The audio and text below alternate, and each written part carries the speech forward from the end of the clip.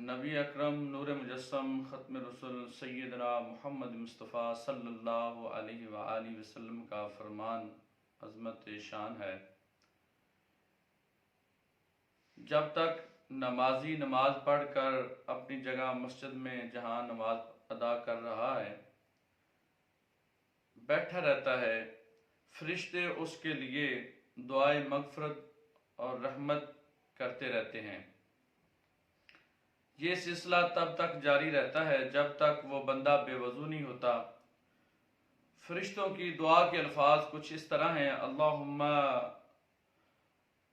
اغفر لہو، اللہم ارحمہ۔ یہ حدیث نمبر 445 ہے، بخاری شریف کی حدیث ہے، جس کا مطلب یہ ہے: اے اللہ اس کو بخش دے، اے اللہ اس پر رحم فرما۔ یہ حدیث بخاری شریف کی جلد نمبر 1 میں ہے۔ آپ صلی اللہ علیہ وآلہ وسلم نے فرمایا کہ جب گھر یا بازار میں اکیلے نماز پڑھنے کی بنسبت جماعت کے ساتھ نماز ادا کرنے سے پڑھنے والے کو 25 گنا زیادہ ثواب ملتا ہے۔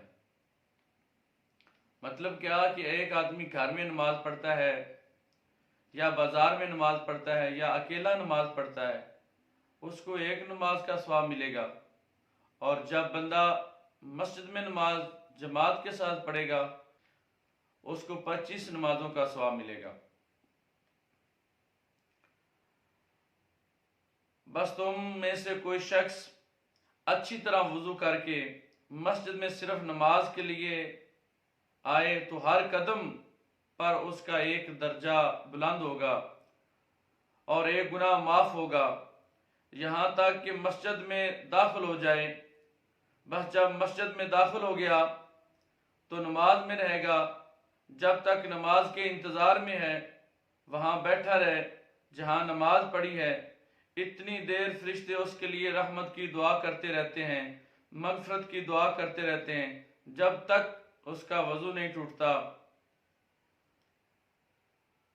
یا کسی کو تکلیف نہیں دیتا، اتنی دیر تک حدیث پاک میں آتا ہے کہ فرشتے اس کے لیے دعائیں مغفرت کرتے رہتے ہیں، مغفرت کی دعائیں کرتے رہتے ہیں۔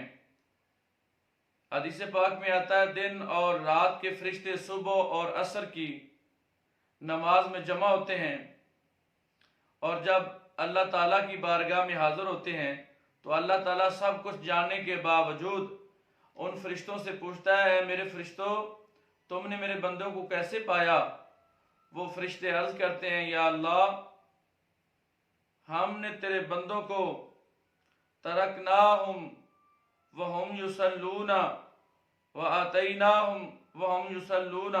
یا اللہ ہم نے ان کو نماز پڑھتے ہوئے چھوڑا ہے، اور جب ہم ان کے پاس سے واپس آئے تو اس وقت بھی وہ نماز پڑھ رہے تھے۔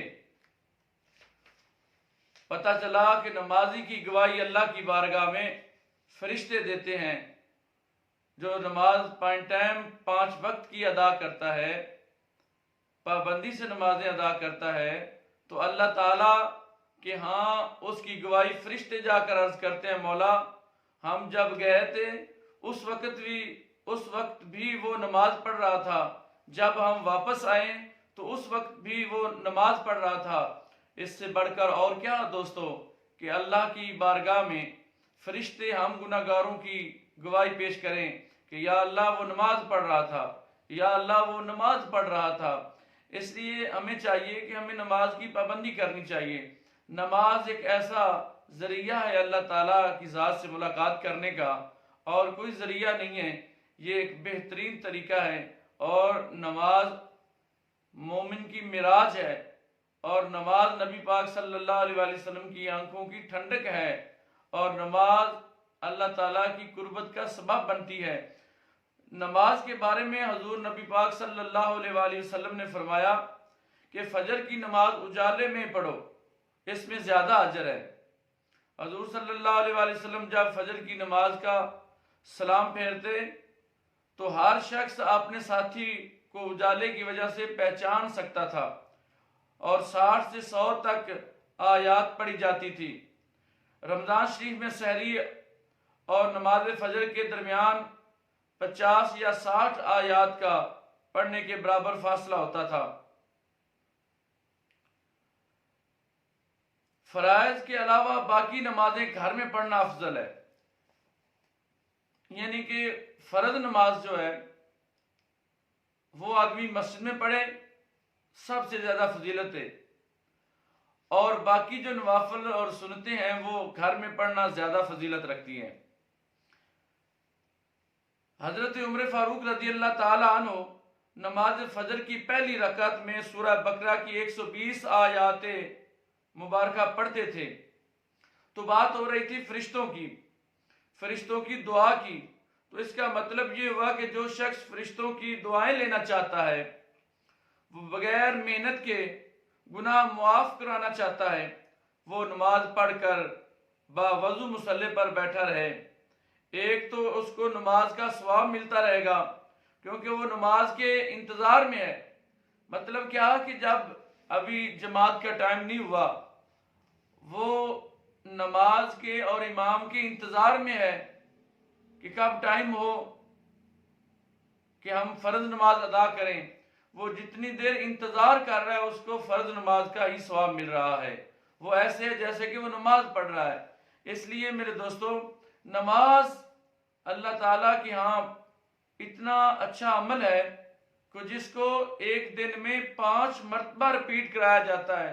فرمایا یہ عمل مجھے اتنا محبوب ہے، اتنا پیارا ہے کہ ایک دفعہ ادا نہیں کرو، 2 دفعہ ادا نہیں کرو، بلکہ دن میں 5 مرتبہ میری بارگاہ میں حاضر ہو،